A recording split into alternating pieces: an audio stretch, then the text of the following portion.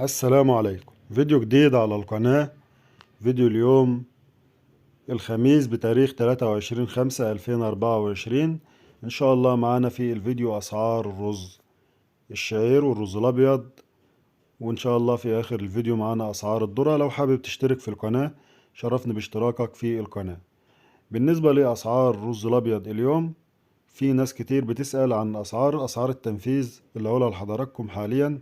دي اسعار تنفيذ الرز الابيض، وبالنسبة للناس اللي تسأل نشتري ولا لا، دي يعتبر أسعار مناسبة للشراء والله أعلم. بس هي دي أسعار يعتبر أسعار مناسبة جدا للشراء.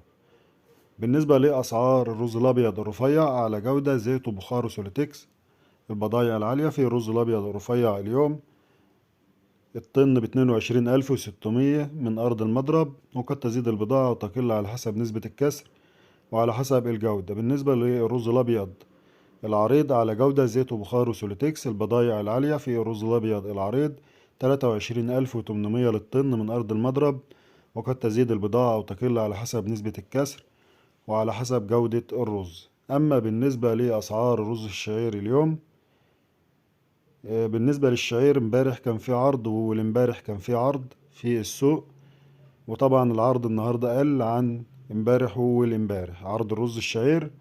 وطبعا العرض اللي طالع من اليومين اللي فاتوا من بعد العيد، وتقريبا بعد العيد بأسبوع، وفي عرض كبير في السوق، ده راجع من طبعا من الناس اللي كانت مخزنة رز، أو الناس اللي شغالة في الرز لسه جديد، يعني اللي خزنين أول سنة يخزنوا أو أول سنة يشتغلوا في الرز. طبعا هم لسه ما يعرفوش سوق الرز بيبقى فيه ايه، ولا يعرفوا ألعاب المضارب في زيادة العرض، وألعاب الرز تجار الأبيض عشان يزودوا العرض من الرز الشعير. فالناس دي طبعا هي اللي عملت العرض في السوق.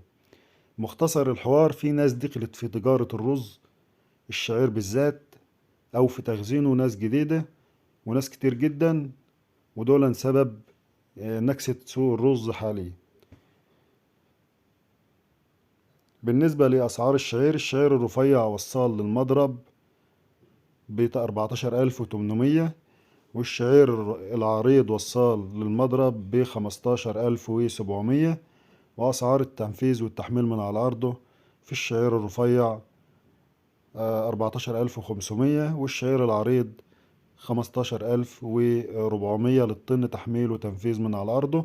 أسعار المخلفات سيرس 13,300 ل1500، الجوم من 10,400 ل10,600، والكسر من 12,200 ل12,400. وبكده يكون وصلنا لنهاية الفيديو، والسلام عليكم.